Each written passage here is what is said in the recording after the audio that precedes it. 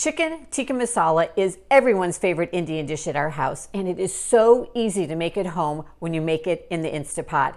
It's easy, delicious, picky eater proof, and the entire family is going to love it.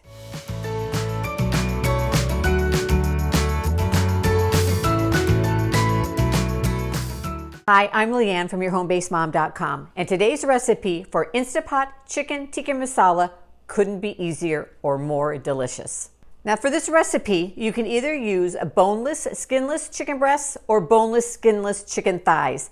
I actually prefer using thighs because I think they have more flavor, but today I had some chicken breasts in the refrigerator, so that's what we're going to use. Now my favorite way to serve chicken tikka masala is over rice with a little sprinkle of cilantro, and then I like to serve it with a side of naan bread because naan bread's the perfect way to scoop it up and to soak up all those yummy juices you're going to have.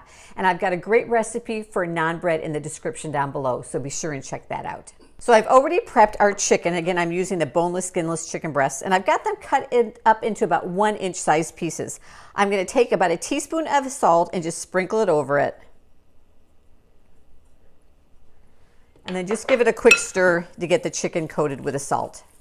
We're going to prep our spice mixture to start with. And we're going to use a spice, garam masala, which is a really important spice in Indian cooking. You can find it in your spice aisle. So you're going to want to use 1 tablespoon of garam masala. Then we're going to use a teaspoon of cumin, a teaspoon of turmeric, a half a teaspoon of chili powder. And if you want a little bit more heat to your tikka masala, go ahead and put in a whole teaspoon.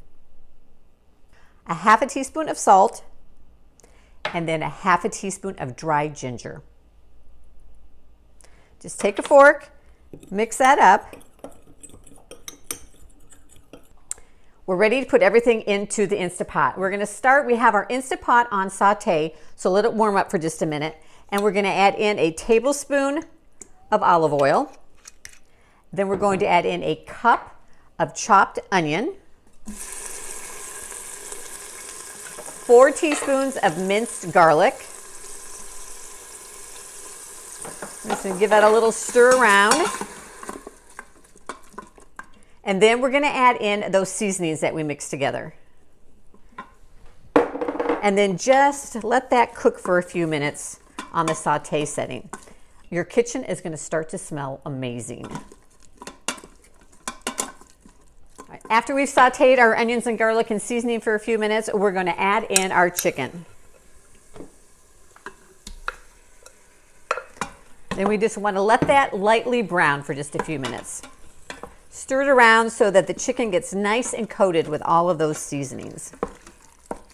All right, our chicken is nice and lightly brown, and we're going to add in our last 2 remaining ingredients, which is a 15-ounce can of petite diced tomatoes and a 8-ounce can of tomato sauce. We do have one more ingredient. We're going to put in some coconut milk, but we're not going to add that until the end. So give that a nice stir. Get it all mixed together, and then we are ready to put on our lid and get it cooking. We've got our lid on. We have turned our valve to sealing and not venting. We are going to use manual high pressure for 5 minutes, and then we're going to do a quick release. So I did a quick release after our 5 minutes at high pressure, and then we are ready to add in some coconut milk. Now you can have a couple options here. I'm going to use a cup of coconut milk today, but you could also use about a half a cup of Greek yogurt if you prefer. The Greek yogurt is going to give you a little bit more thicker consistency, and also it's going to add some dairy in. So if you're making this and want it to be dairy free, I recommend using the coconut milk. Now I've turned my Instapot on to saute, and I'm going to pour that coconut milk in, and then I'm just going to let it simmer for maybe 4 or 5 minutes to kind of thicken up a bit. We are ready to ladle it up and serve it after we've let it simmer for a few minutes. So I like to just put it into a bowl, and like I mentioned before, I love to serve it with rice, a side of rice, and some naan bread, because the naan bread helps to absorb all these yummy juices gravy that you're seeing here. It's a perfect way to soak it all up. All right, one final little touch. We're gonna take some chopped cilantro and just sprinkle it on top, gives it some nice pretty color. And now for the taste test.